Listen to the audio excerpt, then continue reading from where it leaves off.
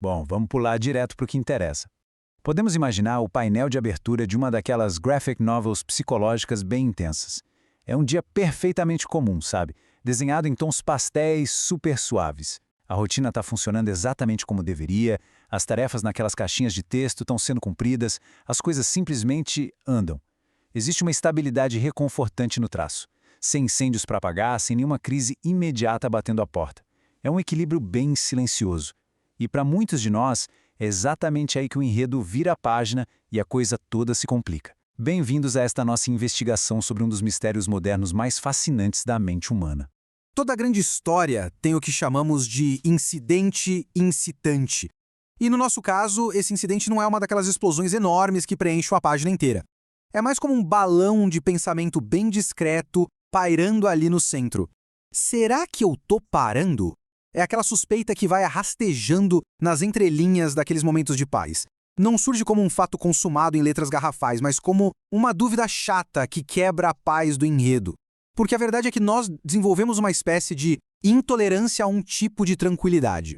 Uma tranquilidade que não é desconfortável o suficiente para exigir uma mudança imediata, mas também não é envolvente o suficiente para manter a gente absolutamente focado no presente. Quando essa suspeita de estar parando se instala no balão principal, nossa, ela ameaça todo aquele nosso senso de progresso contínuo. E é super fácil entender o porquê dessa sensação. A vida moderna desenhou uma linha do tempo completamente implacável para todos nós. Funciona mais ou menos assim. No dia 1, a gente estabelece uma rotina. No mês 1, já precisamos buscar um crescimento que seja visível. No ano 1, provar que avançamos. E na década 1, bom, a regra é nunca, jamais parar de se mover. É uma exigência por movimento ininterrupto, como se cada quadro da nossa vida exigisse aquelas linhas de ação frenéticas apontando para frente, típica de gibi de super-herói.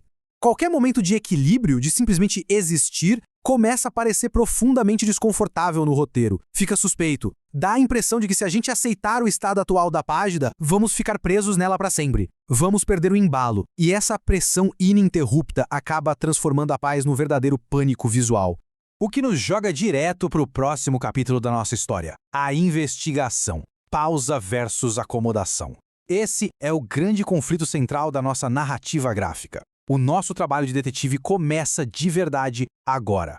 Porque, olha só, quando esse medo se aproxima, a reação instintiva da gente é tentar identificar onde é que o vilão da estagnação está se escondendo nas sombras, certo? Mas temos um problema gigante com os rascunhos aqui. Estamos lidando com dois estados internos que, vistos de fora, são desenhos suspeitos absolutamente idênticos. A pausa e a acomodação compartilham exatamente as mesmas características e o mesmíssimo traço. Ambos envolvem desaceleração. Ambos reduzem a urgência daquelas linhas cinéticas. E ambos trazem uma forte aparência de estabilidade. A diferença real não salta aos olhos logo de cara na superfície do papel. E isso gera uma confusão narrativa gigantesca. Como a pausa e a acomodação se camuflam de um jeito tão parecido, a gente fica preso ali no meio, na sarjeta dos quadrinhos, tentando adivinhar qual desses dois caras está de fato no controle.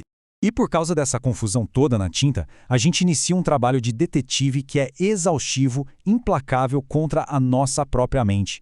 Entramos num estado de alerta máximo, a vigilância interna liga no volume máximo.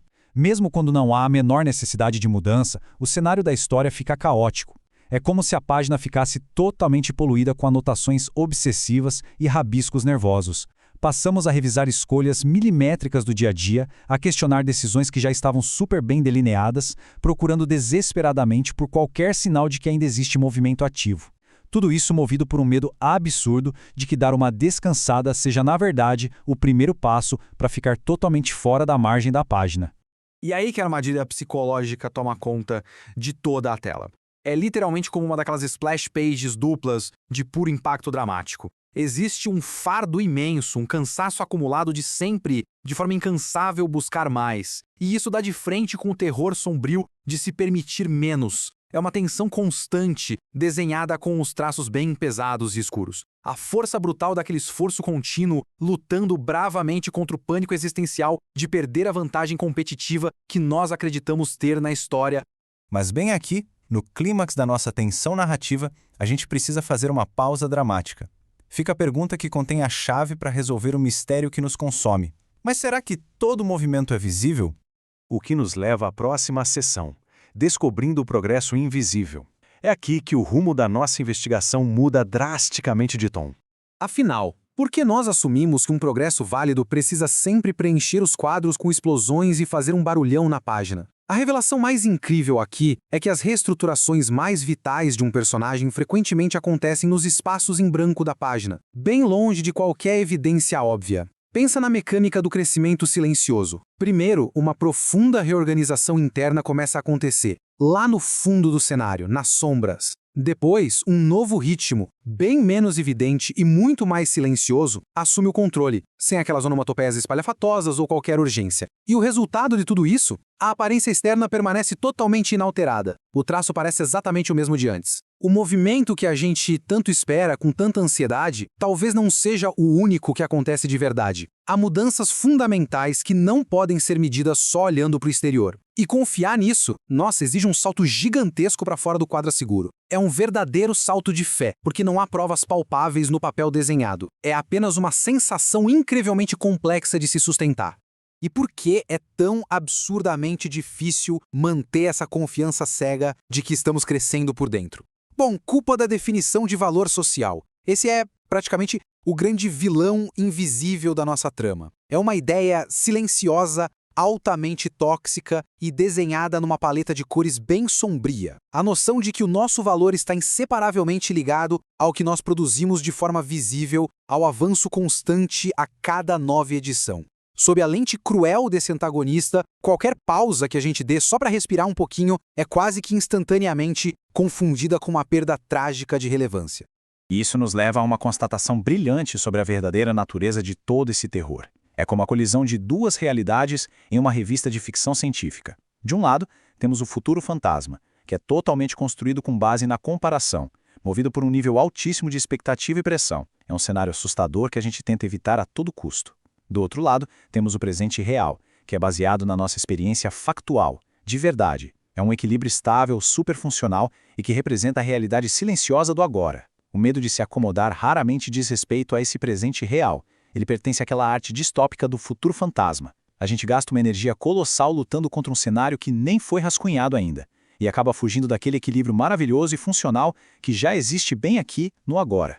Só que, ao tentar desviar desse tal futuro fantasma de qualquer jeito, a gente acaba rasgando a possibilidade de viver um estado incrivelmente libertador. Um estado onde a existência por si só simplesmente não exige superação constante. Um painel calmo, puramente focado no ser, onde a existência basta. Um espaço em branco, onde nem tudo precisa ser provado freneticamente o tempo todo. Onde nem todo santo momento da narrativa exige justificar uma evolução astronômica na força do personagem principal. A quietude não interrompe o caminho, ela apenas muda o modo de percorrê-lo. Que pensamento maravilhoso! Ele captura a resolução do nosso mistério de uma forma muito elegante.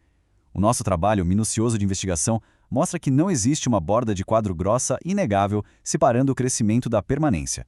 A diferença está puramente na nossa percepção. A quietude não é um sinal de que a publicação foi cancelada, é só uma forma estruturalmente diferente e muito mais sutil de caminhar pela página. Para encerrarmos a nossa jornada, sabe aquela sensação de observar a última ilustração reflexiva antes de fechar a contracapa de uma história profunda que acabou de reconfigurar a sua mente? Fica esta provocação pairando no ar. Se a gente parasse de se proteger tanto contra essa possibilidade de se acomodar, o que, lá no nosso íntimo, poderia finalmente desacelerar sem um pingo de culpa? Se aquela voz hipervigilante finalmente tirasse umas férias, o que teria espaço para respirar? A resposta para isso é o lugar exato onde a verdadeira, brilhante e silenciosa evolução acontece. Até a próxima!